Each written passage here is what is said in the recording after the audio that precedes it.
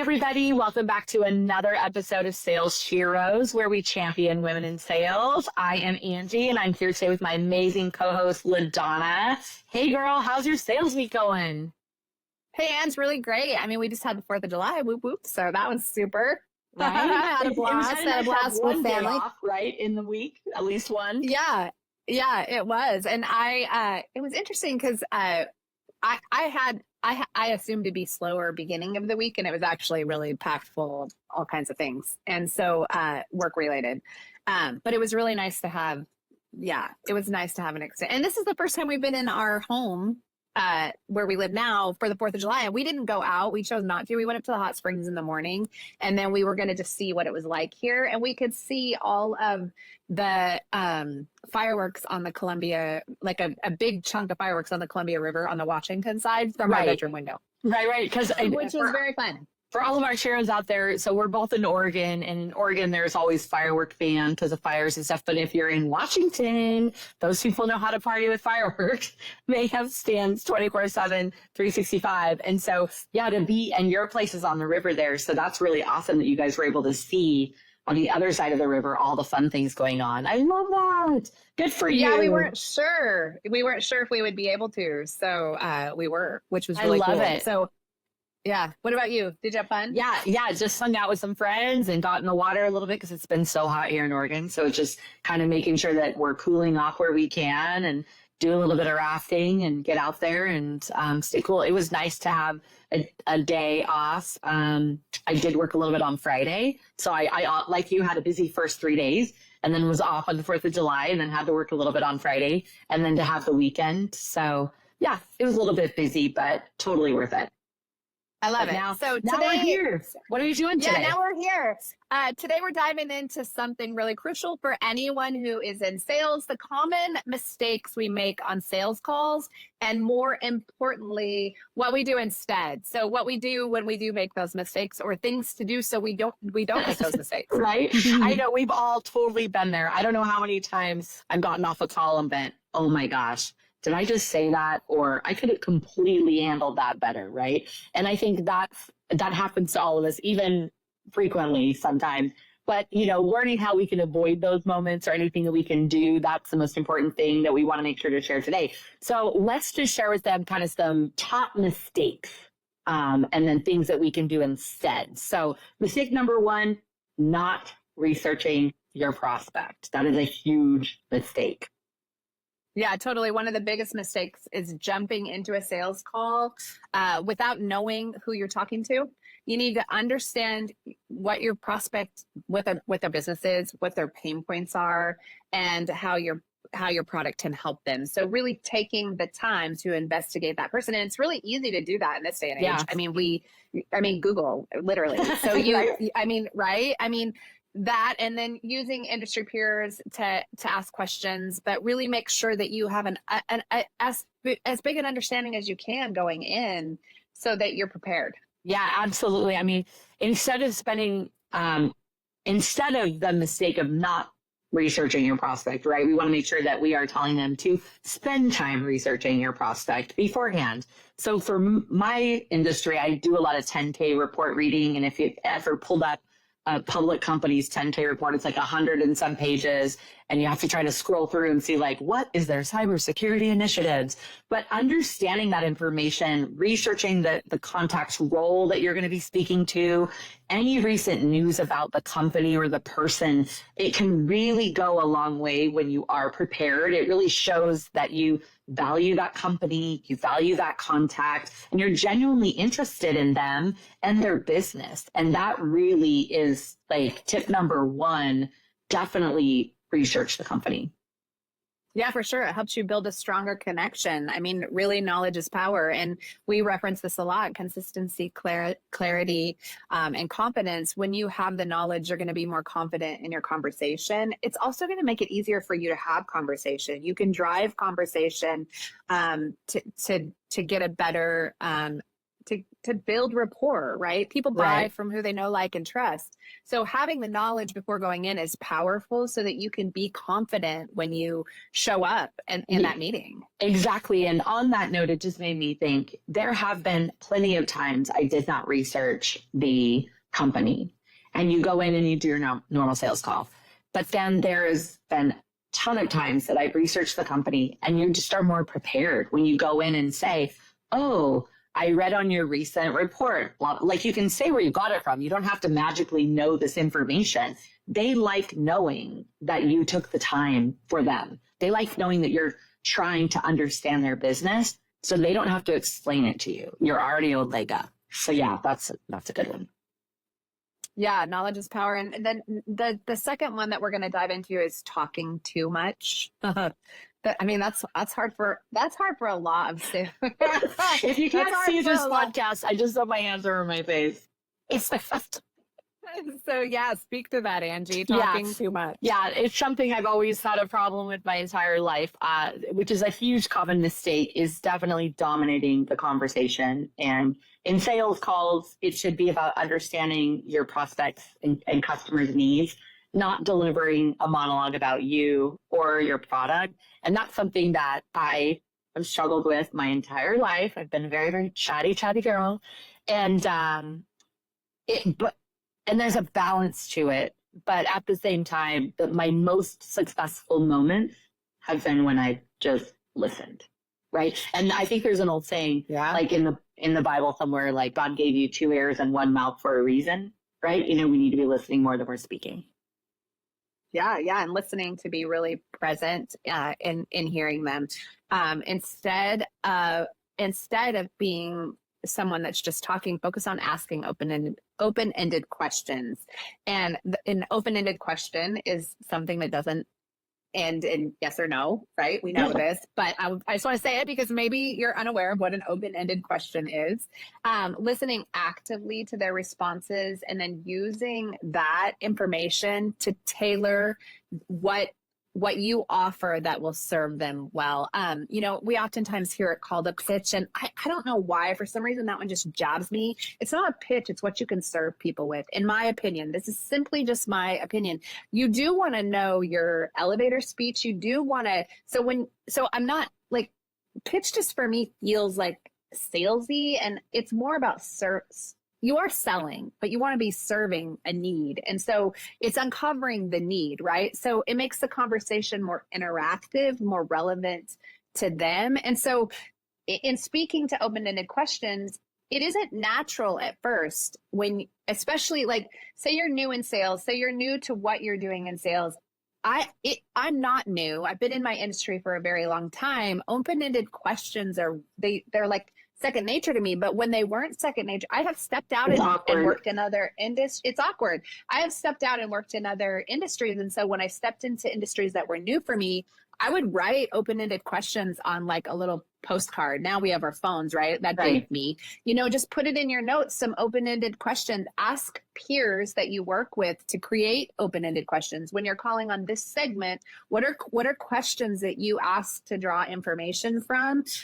So really, really build a bank of those open-ended questions so that you are confident when you're asking them, and so that it comes across as conversational, and you're not like, oh yeah, I have this script, I'm going to ask this. Right. Because when it's in flow, then it's conversational. Then it, like, people feel at ease because you're having a conversation to uncover a need. And then as you have the opportunity, then you can present what, in speaking to that, Bob, we like to call Bob. We love Bob. All the Bobs out there. All the Bobs out there. In speaking to that, Bob, This is something that we do as a company that could really help with this. Does that feel like? Yeah, right? Exactly. That you're spot on. And I mean, it truly shows that you are listening and you are trying to meet their need. And, open-ended questions are not something generic for in my industry, in the cybersecurity world. I have open-ended questions depending upon who I'm speaking with. Is it a C-level executive? Is it an architect? Is it an engineer? Is it a procurement agent? Because I need to know different things. So you're doing that discovery piece where you're trying to find out what is their need, because you might not know what it is. Open-ended questions help you learn what their need is, so that way you can go forward with serving them with whatever sales speech you want to give. Because pitches, you're right, pitch is a really like pitchforky word. Yeah, for some reason. For me, it like makes me go, ugh. Right, exactly. And then one thing that is helpful for me is sometimes even repeating back what they're saying. Hey Bob, so if I'm understanding you correctly, you're doing X, Y, and Z. And they go, oh yeah, or they can clarify that, right? Or go in depth a little bit more. So I think sometimes repeating things back also shows them that you are actively listening to them. You heard what they had to say because you're able to get a little bit of that back to them. Yeah. So, all right, that's a really, I work on that every single day, you guys, not talking as much. So when you want to talk, you just start a podcast. Everybody just starts a podcast.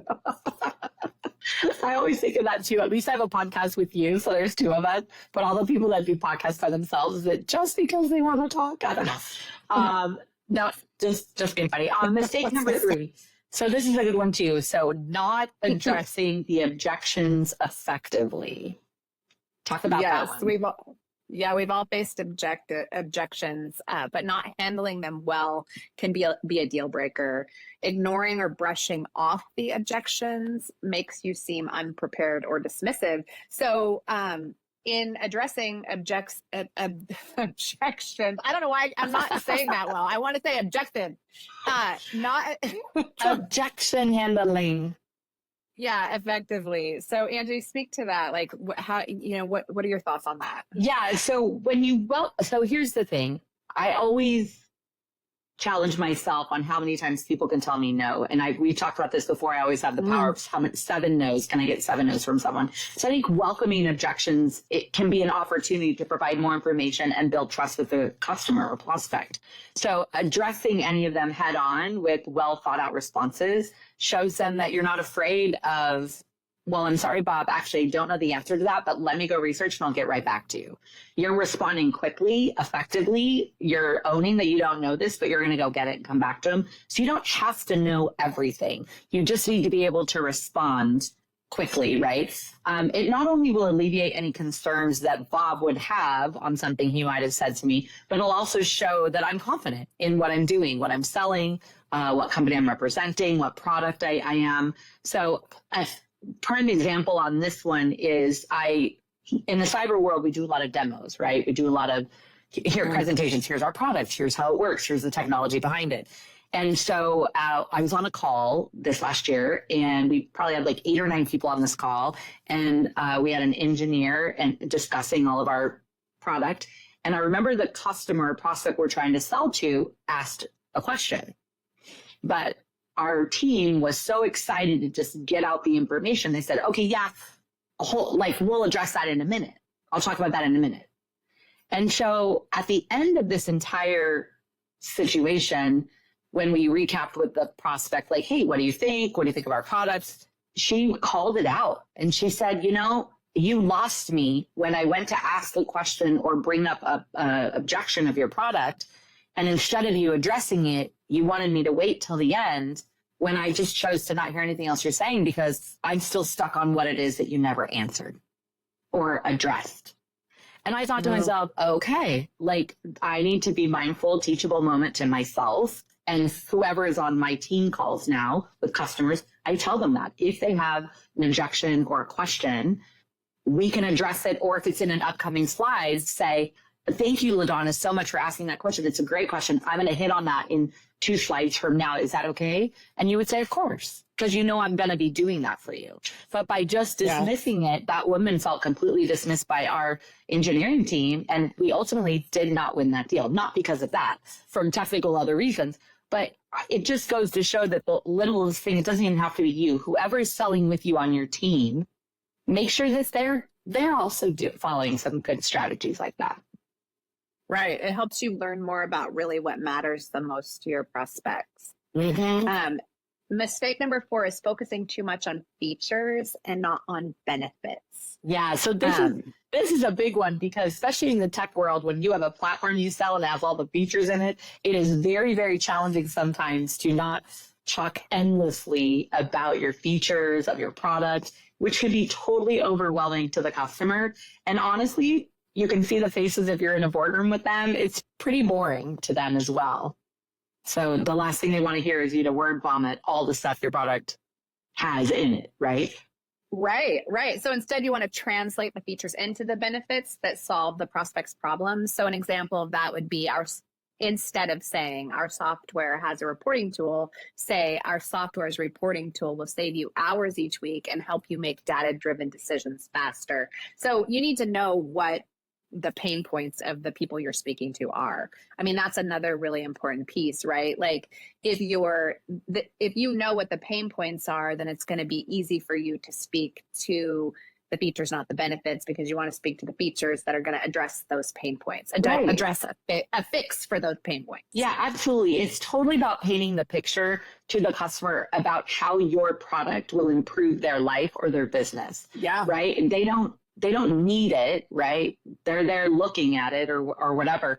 But what problem are you solving? What can you do to alleviate their pain points, their frustration or whatever? So I think showing what that picture is at a high level, you could always, and we haven't talked about this, but the ABCs of selling, A, B, C literally means always be closing. So when you're doing something like this, where you're talking about where you're translating those features into the benefits, you can ask for it later to say, I would love to do a deeper dive with you on this, where we really granularly get into the product.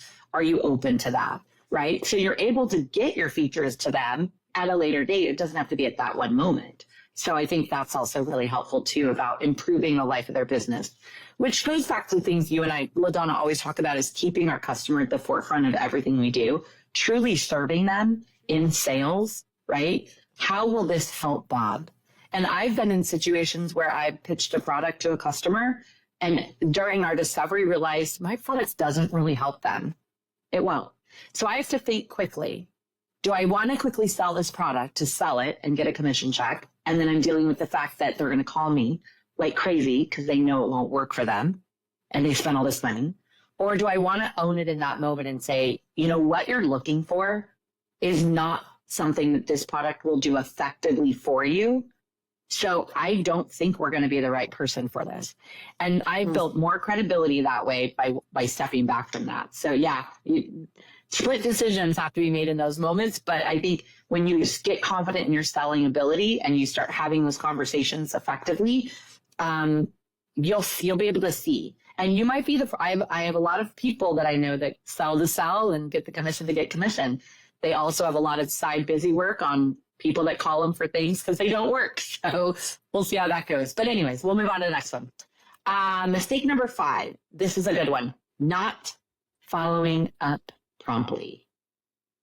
I love that. And that's a huge one. I'm going to go back to what you said because I also feel, no, you're fine. Don't be sorry at all. I just want to say, I also feel the same way as Angie, and you're going to sell the way you're going to sell, but we're both integrity-based salespeople. And that's how we coach, and that's how we consult, and that's how we help other people really win. And we both have had dynamic wins because of that. So I just wanted to reiterate that. I mean, you choose to do that how you choose to do that.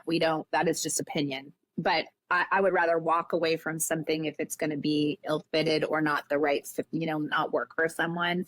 And I also feel the same way you have. I've had that come back around because I'd rather do a referral than I would have problems and then lose that business or the credibility. Credibility means everything in sales. I don't care where you're selling. It's a small community of what you're like.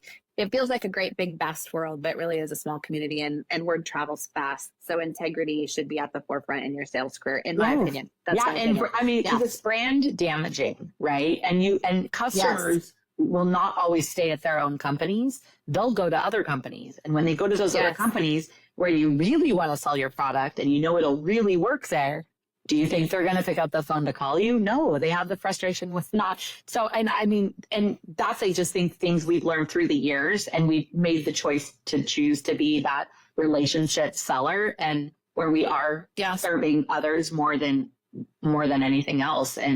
But that's come back to bless us, right? And we're faith women, and we love God, and we know He's with us. And that's just something that we always are trying to teach people too, is it's okay to think of the number, and you're keeping your lights on, and we're in sales for the commission. No one is in sales because they're just super happy to go pedal a vacuum today, right? Like there's a reason why we're really there. We want to make money, and one of my bosses says you could have the ability to make doctor likes money without all of the school loans. And that's actually true in sales.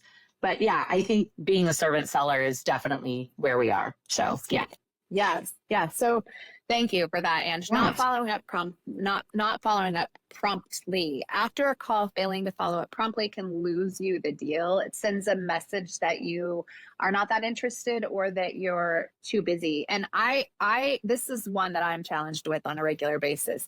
I get busy, and then I am always working on ways to be better at follow up. So, So instead of not following up promptly, let me tell you what to do.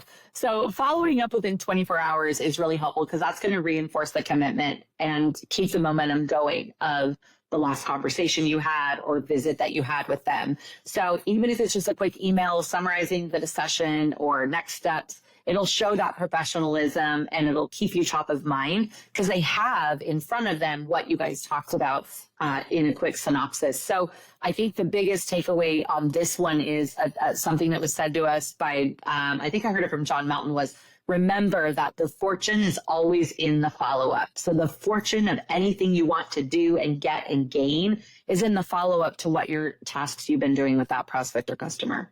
That's a big one. Absolutely. It was John Milton. I love that. It's a simple step that can make a huge difference. And I see that all the time in my sales career, and I have lost things because I haven't done follow-up. I've lost things. So important. And that's your point, because you said you're working on that right now to do that. This comes back again to use AI. There are AI tools for you to help you craft what you need to get out quickly.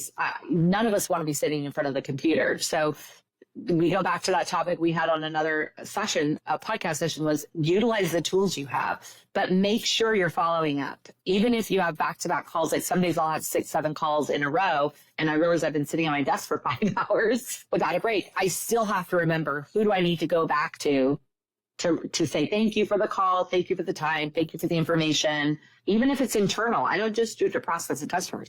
Even when I have conversations with my peers in the industry, right, or people in my own company, because when you need something from them, you want them to say yes. So you always want to keep that going. Yeah, for sure. The last mistake we're going to chat about today is not personalizing your approach. So mistake number 6, not personalizing your approach. Yeah, totally. That's a good one. Using a one-size-fits-all approach can totally turn prospects off. So they can definitely tell when you're just another number. And I know we've all been a consumer and are consumers of things. And we've had this happen to us where you feel like you're just another person in the line. You don't matter to that sales rep or that consultant or whoever you're working with. Yeah, for sure. So instead, personalize your approach, use their name, reference past conversations, tailor your conversation to their specific needs and pain points. This shows that you value them as individuals and you're genuinely interested and invested in their problems. And do this authentically. I want to say that,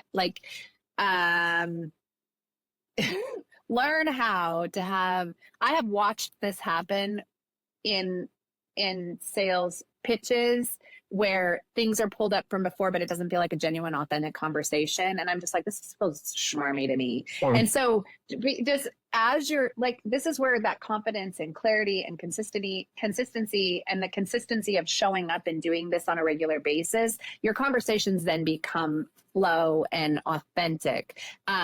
So I just want to say that personalize your approach in an authentic way. We all have conversations differently. I communicate differently than Angie communicates, and it's brilliant and beautiful. And when we're out in the world together, it's really fun because I approach things a bit different than she does, and she approaches things a bit different than me, and she hears things differently than I do. And so it's like I never want to take on Angie's role in the world because she has a beautiful approach with people, and it's not me genuinely. I also have a beautiful approach with people, but it's different than Angie. So just remember that as a sales rep, you're not trying to be every other sales rep. You're just being you, serving your clients in a way that you're listening and personalizing your approach in your sales business. Absolutely.